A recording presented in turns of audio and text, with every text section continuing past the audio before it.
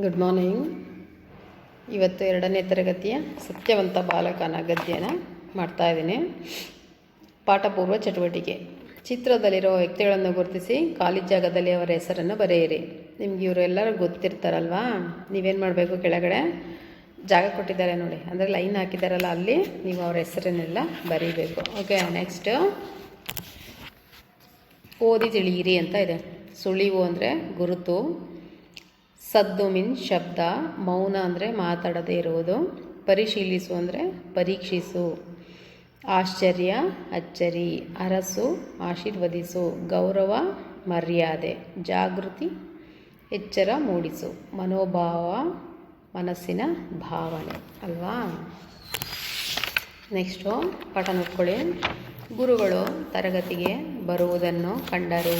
ಅಂದರೆ ನೀವೇನು ಮಾಡ್ತೀರಾ, ಕ್ಲಾಸಿಗೆ ಟೀಚರ್ಸ್ ಬರೋಕ್ಕಿಂತ ಮುಂಚೆ ಏನು ಮಾಡ್ತಿರ್ತೀರಾ, ಫೈಟಿಂಗ್ ನಡೀತಾ ಇರುತ್ತೆ. ಕೆಲವು ಕಡೆ ಮಾತಾಡ್ತಾ ಇರ್ತೀರಾ, ಕೆಲವು ಕಡೆ ಪೆನ್ಸಿಲ್ ಶಾರ್ಪ್ ಮಾಡ್ತಿರ್ತೀರಾ, ಕೆಲವರು ಬುಕ್ಸ್ ಎಲ್ಲ ಬ್ಯಾಗಲ್ಲಿರೋ ಬುಕ್ಸ್ ಎಲ್ಲ ತೆಗೆದು ಓಪನ್ ಮಾಡಿ ಇಟ್ಕೊಂಡಿರ್ತೀರಾ. ನಿಮ್ಮ ಕೆಲಸಗಳು ನೀವು ಮಾಡ್ತಾ ಇರ್ತೀರಲ್ವಾ. ಟೀಚರ್ಸ್ ಬಂದ ತಕ್ಷಣ ಏನು ಮಾಡ್ತೀರಾ, ನೀವು ಸೈಲೆಂಟ್ ಆಗಿಬಿಡ್ತೀರಾ. ನಿಮ್ಮ ಕೆಲಸಗಳನ್ನೆಲ್ಲ ಸ್ಟಾಪ್ ಮಾಡ್ತೀರಾ ಅಲ್ವಾ. ಹಾಗೆ ಇಲ್ಲಿ ಗುರುಗಳು ತರಗತಿಗೆ ಬರುವುದನ್ನು ಕಂಡರು. ಕೂಡಲೇ ಮಕ್ಕಳು ಸದ್ದು ನಿಲ್ಲಿಸಿ ಕುಳಿತರು. ಗುರುಗಳು ಒಳಗೆ ಬಂದರು. ಮಕ್ಕಳು ನಿಂತು ಗುರುಗಳಿಗೆ ವಂದಿಸಿದರು. ನೀವೇನು ಮಾಡ್ತೀರಾ, ಟೀಚರ್ಸು ಕ್ಲಾಸ್ ರೂಮಿಗೆ ಬಂದ ತಕ್ಷಣ ಏನು ಮಾಡ್ತೀರಾ, ಗುಡ್ ಮಾರ್ನಿಂಗ್ ಸರ್ ಅಂತ ಹೇಳ್ತಿರ್ತಾನೆ. ಹಾಗೆ ಅದಕ್ಕೆ ಏನಂತಾರೆ ಕನ್ನಡದಲ್ಲಿ, ಗುರುಗಳಿಗೆ ವಂದಿಸುವುದು ಅಂತ ಹೇಳ್ತಾರೆ. ಗುರುಗಳು, ಮಕ್ಕಳೇ ಈ ದಿನದ ಪಾಠವನ್ನು ಪ್ರಾರಂಭಿಸೋಣವೇ. ಗುರುಗಳು ಏನು ಮಾಡ್ತಾರೆ ಅಂದರೆ ಟೀಚರ್ಸ್ ಏನು ಮಾಡ್ತಾರೆ, ಕೇಳ್ತಾರೆ, ಇವತ್ತಿನೇನು ಪಾಠ ಇದೆ ಅದನ್ನು ಪ್ರಾರಂಭ ಮಾಡೋಣ ಅಂತ ಕೇಳ್ತಾರೆ. ಮಕ್ಕಳೆಲ್ಲ ಆಗಲಿ ಗುರುಗಳೇ ಎಂದರು. ನಾನು ನಿನ್ನೆ ದಿನ ನೀಡಿದ್ದ ಲೆಕ್ಕಗಳನ್ನು ಯಾರು ಮಾಡಿಕೊಂಡು ಬಂದಿದ್ದೀರಿ? ಯಾರು ಸರ್ ಕೇಳ್ತಾರೆ. ನಾನು ನಿನ್ನೆ ಹೋಮ್ವರ್ಕ್ ಕೊಟ್ಟಿದ್ನಲ್ಲ, ಯಾರು ಮಾಡ್ಕೊಂಬಂದಿದ್ದೀರಾ ಅಂತ ಕೇಳ್ತಾರೆ. ಮಕ್ಕಳೆಲ್ಲ ಮೌನವಾಗಿ ಕುಳಿತರು. ಎಲ್ಲರೂ ಸೈಲೆಂಟಾಗಿ ಸುಮ್ಮನೆ ಕೂತ್ಕೊಂಡಿರ್ತಾರಂತೆ. ಅವರಲ್ಲಿ ಒಬ್ಬ ಬಾಲಕ ಎದ್ದು ನಿಂತು ಏನು ಮಾಡ್ತಾನೆ, ಗುರುಗಳೇ ನಾನು ಲೆಕ್ಕಗಳನ್ನು ಮಾಡಿ ತಂದಿದ್ದೇನೆ ಅಂತ ಹೇಳ್ತಾನೆ. ಯಾರಿಗೆ?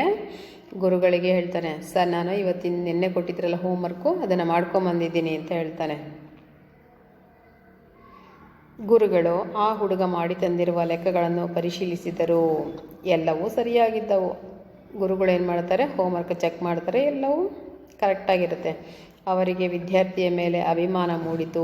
ಆಗ ಬಾಲಕನಿಗೆ, ಬೇಷ್, ನೀನು ಜಾಣ, ಬಾ ಮುಂದಿನ ಸಾಲಿನಲ್ಲಿ ಕುಳಿತುಕೋ ಎಂದರು. ಆದರೆ ಆ ಬಾಲಕ ನಿಂತಲ್ಲಿಯೇ ನಿಂತಿದ್ದ. ಅವನು ಒಂದು ಹೆಜ್ಜೆಯನ್ನು ಮುಂದೆ ಇಡಲಿಲ್ಲ. ಅವನ ಕಣ್ಣುಗಳಲ್ಲಿ ನೀರು ತುಂಬಿಕೊಂಡಿತು. ಲೆಕ್ಕಗಳನ್ನೆಲ್ಲ ಯಾರು ನೋಡ್ತಾರೆ?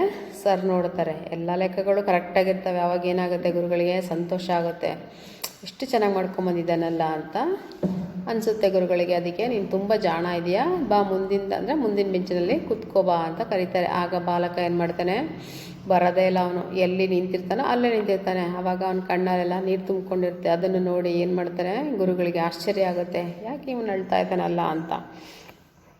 ಆವಾಗ ಗುರುಗಳು ಕೇಳ್ತಾರೆ, ಏಕಪ್ಪ ನಿನಗೆ ಮುಂದಿನ ಸಾಲಿನಲ್ಲಿ ಕುಳಿತುಕೊಳ್ಳಲು ಇಷ್ಟವಿಲ್ಲವೇ? ಯಾಕೆ ನಿನಗೆ ಫಸ್ಟ್ ಬೆಂಚಲ್ಲಿ ಕೂತ್ಕೊಳ್ಳೋಕೆ ಇಷ್ಟ ಇಲ್ವಾ ಅಂತ ಕೇಳ್ತಾರೆ.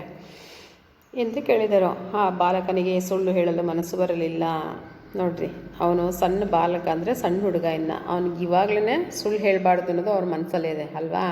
ನೀವೇನು ಮಾಡ್ತೀರಿ, ಹೋಮ್ವರ್ಕ್ ಮಾಡ್ಕೊಂಬಂದಿಲ್ಲ ಅಂದರೆ ಮಿಸ್ ನನಗೆ ಹುಷಾರಿಲ್ಲ ಮಿಸ್, ಬೇರೆ ಯಾರು ಮಾಡಿಕೊಟ್ರೆ ಮಿಸ್ ತಾನೇ ಮಾಡಿದ್ದೆ ಮಿಸ್ ಅಂತ ವಾದ ಮಾಡ್ತೀರಲ್ವಾ. ನೋಡಿ, ಸುಳ್ಳು ಹೇಳಬಾರ್ದಂತೆ, ಯಾವಾಗೂ ನಿಜಾನೇ ಹೇಳಬೇಕಂತೆ. ಆ ಹುಡುಗ ನೋಡಿ ಹೇಳ್ತಾನೆ, ಅವನಿಗೆ ಸುಳ್ಳು ಹೇಳೋಕ್ಕೆ ಮನಸ್ಸು ಬರಲ್ಲಂತೆ. ಅದಕ್ಕೆ ಅವನೇನು ಮಾಡ್ತಾನೆ, ನಿಜಾನೇ ಹೇಳ್ತಾನೆ. ಯಾರ ಹತ್ರ? ಗುರುಗಳ ಹತ್ರ. ಆವಾಗ ಅದಕ್ಕಾಗಿ ಅವನು, ದಯವಿಟ್ಟು ನನ್ನನ್ನು ಕ್ಷಮಿಸಿ ಅಂದರೆ, ಸರ್ ನಾನು ಹೋಮ್ವರ್ಕ್ ನಾನು ಮಾಡ್ಕೊಂಬಂದಿಲ್ಲ ಸರ್, ನಾನು ಇನ್ನೊಬ್ಬರು ನೆರವಿನಿಂದ ಮಾಡ್ಕೊಂಬಂದಿದ್ದೀನಿ, ಅಂದರೆ ಇನ್ನೊಬ್ಬರು ಹೆಲ್ಪ್ ತೊಗೊಂಡು ನಾನು ಹೋಮ್ವರ್ಕ್ ಮಾಡ್ಕೊಂಬಂದಿದ್ದೀನಿ ಅಂತ ಹೇಳ್ತಾನೆ. ನನ್ನನ್ನು ದಯವಿಟ್ಟು ಕ್ಷಮಿಸಿ ಗುರುಗಳೇ, ನಾನು ಲೆಕ್ಕಗಳನ್ನು ಸ್ವತಃ ಮಾಡಿಲ್ಲ, ಅಂದರೆ ನಾನು ಓನಾಗಿ ಮಾಡಿಲ್ಲ, ಬೇರೆಯವರ ನೆರವಿನಿಂದ ಮಾಡಿಕೊಂಡು ಬಂದಿದ್ದೇನೆ ಎಂದು ಹೇಳಿದನು. ಗುರುಗಳಿಗೆ ಆ ಬಾಲಕನ ಪ್ರಾಮಾಣಿಕತೆಯನ್ನು ಕಂಡು ಅಚ್ಚರಿ ಮತ್ತು ಆನಂದವಾಯಿತು. ನೋಡಿ, ಆ ಪುಟ್ಟ ಹುಡುಗ, ಅವನ ಮನಸ್ಸಲ್ಲಿ ಏನೂ ಇರಲ್ಲ ಅಲ್ವಾ. ನೋಡ್ರಿ, ಅವನಿಗೆ ಮೈಂಡಲ್ಲಿ ಹೆಂಗೆ ಬರುತ್ತೆ, ನಾನು ಗುರುಗಳಿಗೆ ಸುಳ್ಳು ಹೇಳಬಾರ್ದು, ನಿಜಾನೇ ಹೇಳಬೇಕು, ಹೌದಾ.